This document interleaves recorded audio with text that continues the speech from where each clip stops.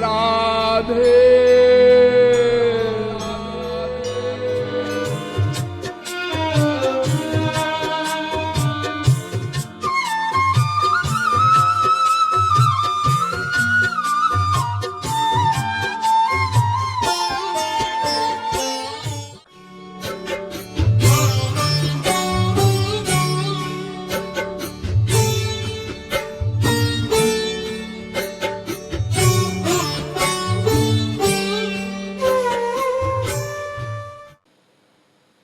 भगवान कहते हैं मैं वेदों को पढ़ने से,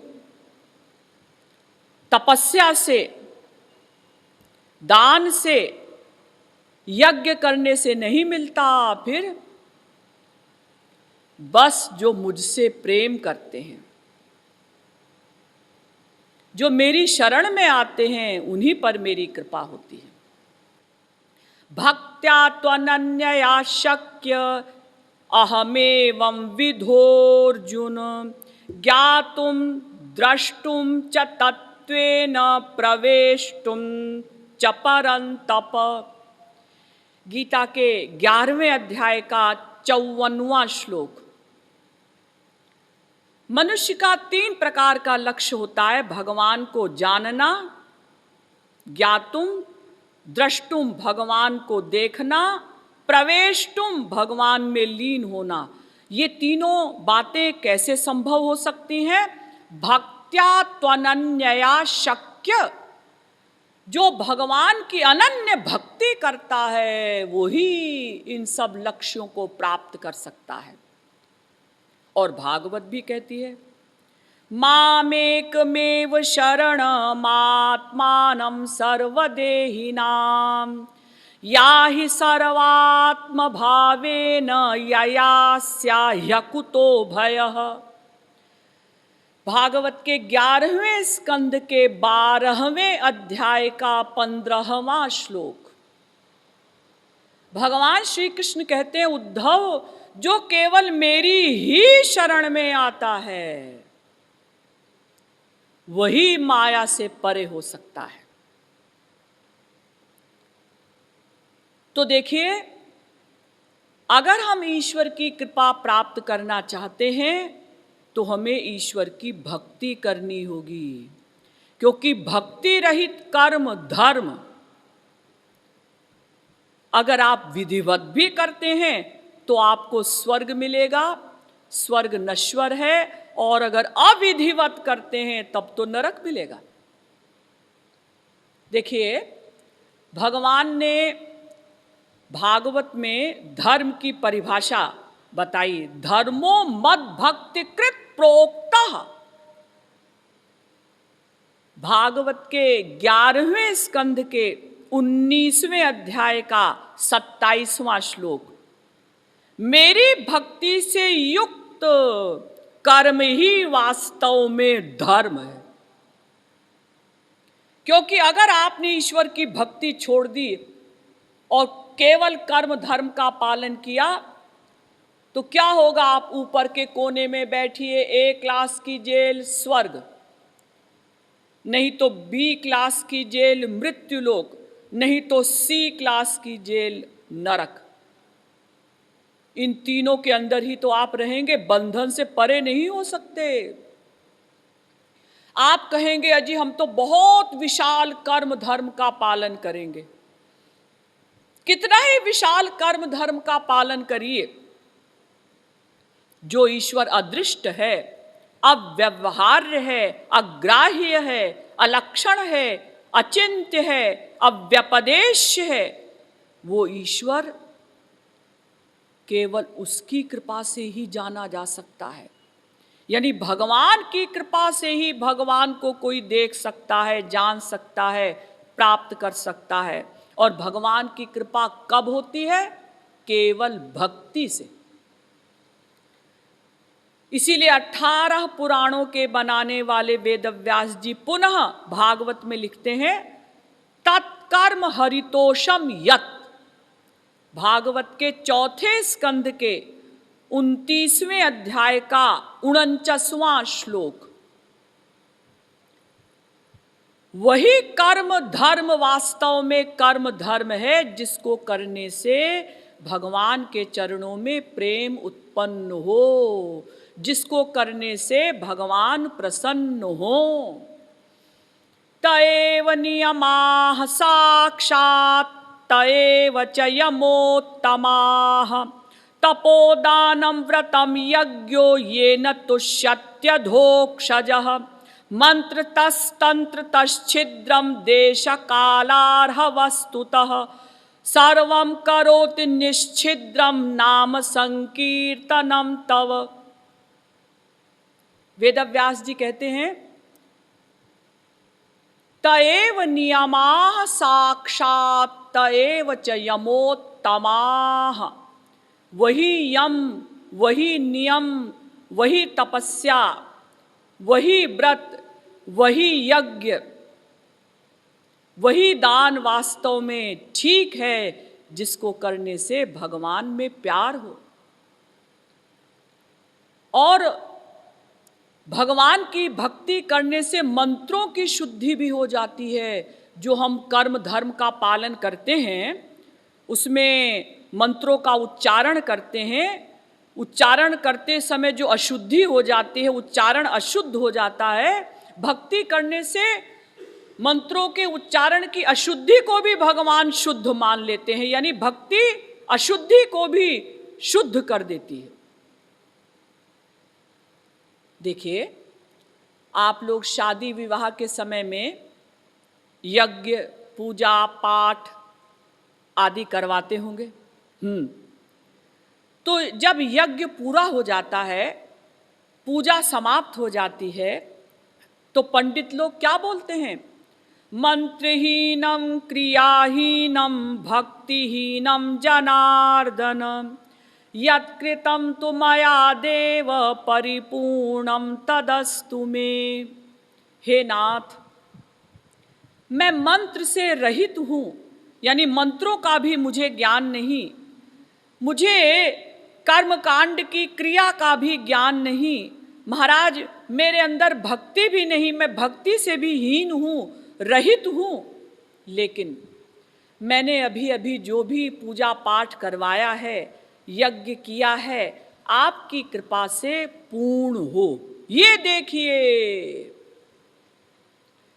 कर्म कांड में भी भक्ति का पुट दे रहे हैं महापुरुष।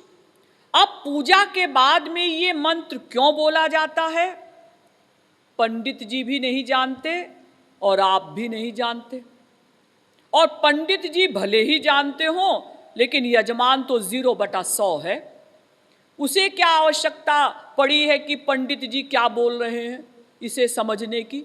वो तो कहता है, पंडित जी आधा घंटा हो गया, अभी तक पूजा समाप्त नहीं हुई, जल्दी करिए, हमको ऑफिस जाना है। लेकिन महापुरुष बता रहे हैं कि अगर तुम कर्म धर्म का पालन करते हो, कर्म कांड करते हो, तो उसमें भक्ति को प्लस करो, क्योंकि कर्म कांड करते समय जो त्रुटि हो जाती है उसकी शुद्धि भक्ति से ही होगी। अपवित्रः पवित्रो वा सर्वावस्थांगतोऽपि वा यः स्मरेत् पुंडरीकाक्षं स बाह्याभ्यंतरः शुचिः। पद्म पुराण। चाहे कोई पवित्र हो चाहे कोई अपवित्र हो, जो श्री कृष्ण का स्मरण कर लेता है उसकी आंतरिक और बाह्य शुद्धि हो जाती है। मैं संध्या करने वालों से नम्रता पूर्वक हाथ जोड़कर पूछूंगी कि क्या इस मंत्र को, इस श्लोक को बोलने के पश्चात किसी ने श्री कृष्ण का स्मरण किया? श्री कृष्ण का स्मरण? अजी वो तो नहीं किया। क्यों? अजी हमें संध्या जो 15 मिनट में समाप्त करनी थी। लेकिन वेदव्यास जी क्या कहते हैं कि चाहे कोई पवित्र हो चाहे कोई अपवित्र हो, जो श्री कृष्ण का स्मरण करता है, यह स्मरेत पुंडरीकाक्षम, कमल नयन भगवान का जो स्मरण करता है, सब बाह्याभ्यंतर शुचि, उसकी बाह्य और आंतरिक शुद्धि होती है। ध्यान दीजिए, केवल पानी फेंकने से नहीं होती शुद्धि कि अपवित्र पवित्रो वा ऐसा कर दिया। यह स्मरेत पुंडरीकाक्षम, श्री कृष्ण का स्मरण करने से शुद्धि होगी। यानी कर्म कांड में भी भक्ति का पुट दे रहे हैं महापुरुष। अब इस बात को हम न जाने, पंडित जी भी न जाने, ये बात अलग है। इसीलिए गीता में भगवान ने कहा, पत्रम पुष्पम फलम तोयम यो में भक्त्या प्रयच्छति। गीता के 9वें अध्याय का 26वां श्लोक। यही श्लोक ऐसा का ऐसा ही भागवत में भी है। पत्रम पुष्पम फलम तोयम यो में भक्त्या प्रयच्छति तदहम भक्त्योपहृतमश्नामि प्रयतात्मनः। भागवत के 10वें स्कंध के 81वें अध्याय का 4था श्लोक। और यही श्लोक ऐसा का ऐसा ही as it is Garuda Purana में भी है। इतना इंपॉर्टेंट श्लोक। मतलब भगवान कहते हैं कि मुझे कोई पत्र, पुष्प, जल, फल अगर भक्ति से देता है, भक्ति से दिए हुए पत्ते को भी मैं खा लेता हूं। संसार में आपका कोई रिश्तेदार आपके घर आए, कोई मेहमान आए, कोई पड़ोसी आए, और आप बड़े प्यार से एक प्लेट में पत्ते रख दें, किसी पेड़ के पत्ते तोड़कर कि खाइए, वो दोबारा आपके घर आएगा नहीं।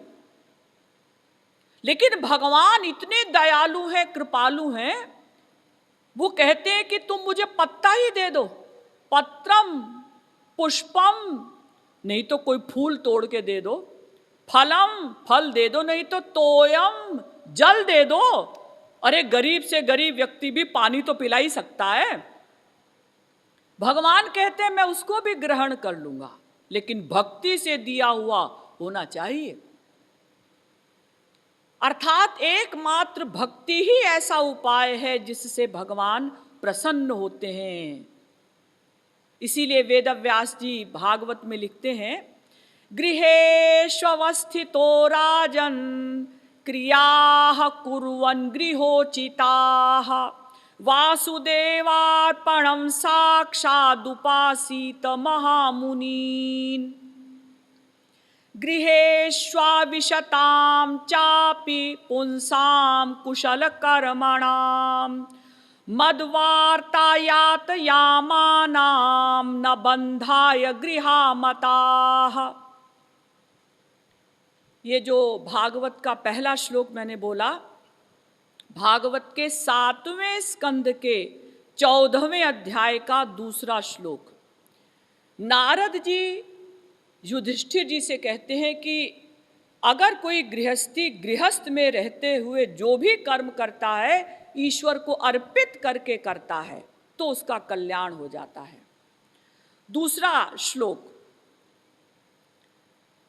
भागवत के 4थे स्कंद के 30वें अध्याय का 19वां श्लोक है। ये भगवान कहते हैं कि अगर कोई गृहस्थ में रहते हुए मेरी कथा वार्ता सुनता है, सत्संग करता है, प्रवचन में जाता है, संतों का संग करता है, तो गृहस्थ में रहते हुए भी वो मुझको प्राप्त कर लेता है।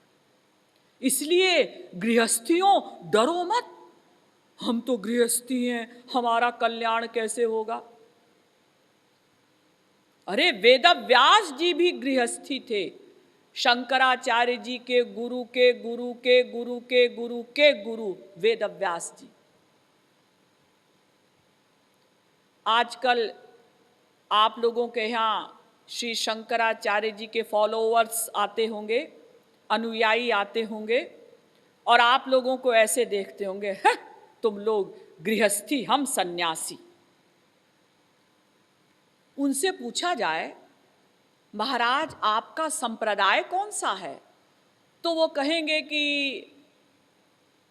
2500 वर्ष पहले आदि जगत गुरु शंकराचार्य जी ने जो संप्रदाय प्रारंभ किया था वो हमारा संप्रदाय है। उनसे पूछा जाए कि श्री शंकराचार्य जी के गुरु कौन थे, हमें नहीं मालूम। क्यों नहीं मालूम? शंकराचार्य जी के गुरु गोविंदाचार्य जी, गोविंदाचार्य जी के गुरु गौड़पादाचार्य जी, गौड़पादाचार्य जी के गुरु शुकदेव परमहंस जी, शुकदेव परमहंस जी के गुरु वेदव्यास जी। और वेदव्यास जी कैसे हैं? गृहस्थी। और ये ब्रज की गोपियां जिनकी चरण धूलि पाने के लिए ब्रह्मांड नायक गवर्नर्स लोग यानी ब्रह्मा जी शंकर जी भी एक पैर पर खड़े होकर तपस्या करते हैं, वो 2-2 फुट का घूंघट निकालने वाली बेपढ़ी लिखी गोपियां भी गृहस्थी थीं। ब्रह्मा जी ने तप किया